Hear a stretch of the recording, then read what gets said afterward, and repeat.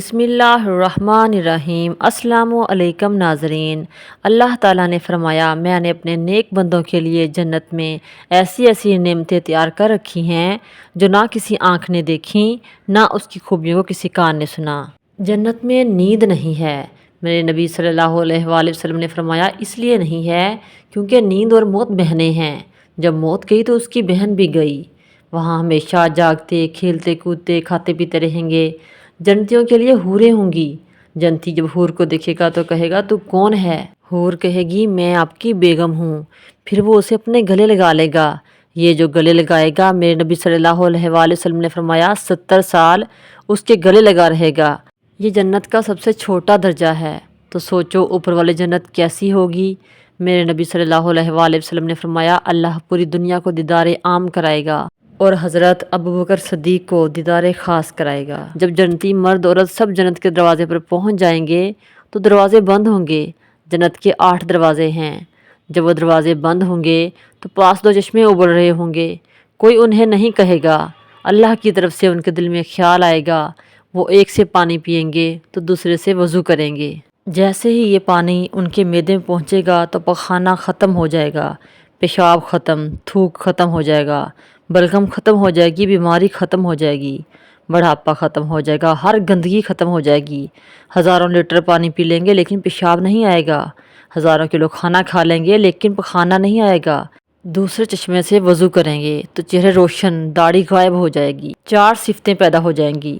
امرت، داڑھی نہیں ہوگی۔ اجرت، جسم پر بال نہیں ہوں گے، صرف سر کے بال، بھویں، پلکوں کے بال، ہلکی مونچھیں، بس باقی سارا جسم شیشے کی طرح صاف ہوگا۔ جیاد، بال نیم گھنگریلے ہو جائیں گے۔ اکحل، سرما آنکھوں میں خود بخود لگا ہوا ہوگا۔ اور آدم علیہ السلام جتنا قد، 130 فیٹ۔ حضرت حوا کا قد بھی 130 فیٹ تھا۔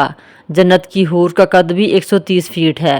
یہ تو آپ کو سب کو پتا ہے کہ حضرت یوسف علیہ السلام دنیا کے سب سے خوبصورت انسان تھے، اور دنیا کی سب سے زیادہ خوبصورت عورت حضرت حوا تھیں۔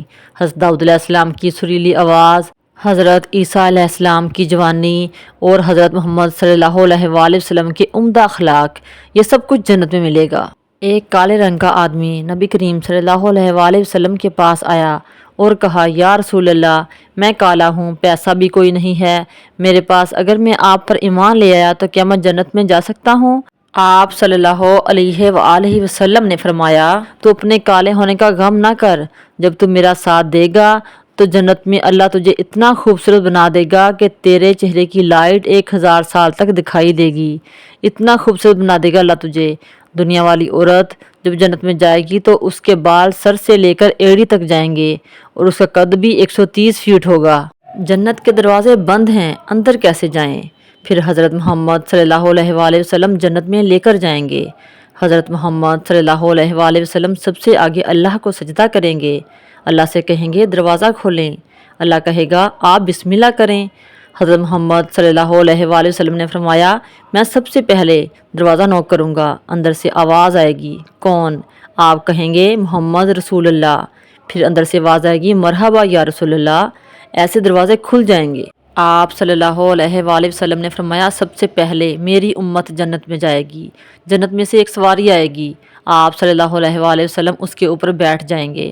اس سواری کو حضرت بلال حبشی چلائیں گے۔ جنت میں فرشتہ اعلان کرے گا، اب تم کبھی نہیں مرو گے، کبھی بوڑھے نہیں ہوگے، ہمیشہ صحت مند رہو گے۔ جو کھانا ہے کھاؤ، جو پینا ہے پیو، نیند نہیں آئے گی، وہاں تھکن نہیں ہوگی۔ جنت میں ایک درخت ہے طوبہ، وہ ہر جنتی شخص کو ملے گا، لیکن اپنے اپنے درجوں کے مطابق۔ اس کی کنڈیشن ایسی ہوگی کہ اس پر بڑے بڑے پھول لگے ہوئے ہوں گے۔ ہمارا وہاں ایک جوڑا نہیں ہوگا، اللہ 100 جوڑے پہنائیں گے۔ اللہ جنت کے کپڑوں کو نور سے بنائیں گے، نور کا وزن نہیں ہوتا، اس لیے ہم 100 جوڑے پہنے ہوئے ہوں گے۔ ہر جوڑے کے حساب سے چہرے پر میک اپ کی جھلک آئے گی، کبھی 1، کبھی 2، کبھی 3۔ جب جنتی شخص طوبہ درخت کی طرف دیکھے گا تو اس کے دماغ میں خیال آئے گا کہ میرے کپڑے ایسے ہونے چاہیے، تو یکدم سے ایک روشنی آئے گی، پہلے والے جوڑے غائب ہو جائیں گے، اگلے 100 جوڑے آپ کے جسم پر آ جائیں گے، نہ اتارنے کی تکلیف، نہ پہننے کی تکلیف۔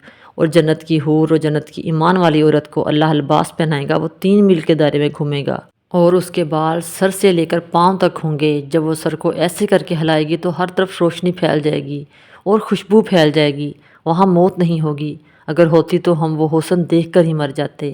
اتنا حسن و جمال ہوگا، اللہ کہے گا جاؤ میرے بندو، ہمیشہ کی بادشاہی مبارک ہو۔ جنت میں دریا ہیں، ایک پانی کا دریا، ایک دودھ کا دریا، ایک شراب کا، ایک شہد کا، باقی چشمے ہیں، رحیق، سلسبیل، معین، زنجبیل، کافور، اور سب سے اعلیٰ چشمہ ہے تسنیم۔ چشمے ہوا میں چلیں گے، زمین پر نہیں، جیسے یہاں چلتے ہیں۔ تسنیم کا اگر ایک قطرہ 7 سمندر میں ڈال دیا جائے تو سارے میٹھے ہو جائیں گے۔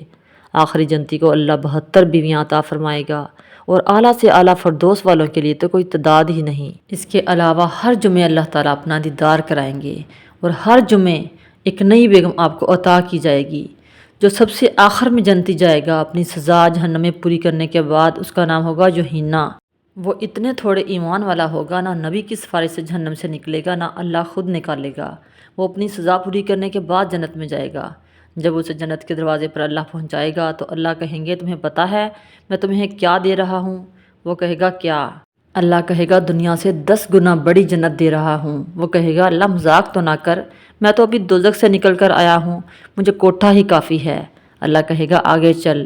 آگے اس کا ایک نوکر کھڑا ہوگا، وہ بہت خوبصورت ہوگا۔ جوہینہ سمجھے گا وہ فرشتہ ہے، وہ جھک کر اسے سلام کرے گا، اور نوکر کہے گا یہ آپ کیا کر رہے ہیں؟ میں آپ کا نوکر ہوں، میرے جیسے 80,000 نوکر آپ کی خدمت کے لیے حاضر ہیں۔ اسے تخت پر بٹھایا جائے گا، اسے طرح طرح کے کھانے اور ڈرنک دی جائیں گی۔ یہ 80,000 ڈش کھا جائے گا، 80,000 ڈرنک پی جائے گا، ہر لقمہ پہلے سے زیادہ لذیذ ہوگا۔ پھر پردہ ہٹے گا، ایک لڑکی بیٹھی ہوگی سامنے، وہ اسے دیکھے گا اور دیکھتا ہی رہ جائے گا۔ تقریباً 40 سال تک وہ اسے دیکھتا ہی رہ جائے گا، اور وہ کہے گی آپ میرے پاس نہیں آئیں گے؟ وہ کہے گا تم کون ہو؟ وہ کہے گی میں آپ کی بیوی ہوں۔ وہ بھاگتا ہو جائے گا، اسے اپنے گلے لگا لے گا، اور یہ 70 سال کا گلے لگانا ہوگا۔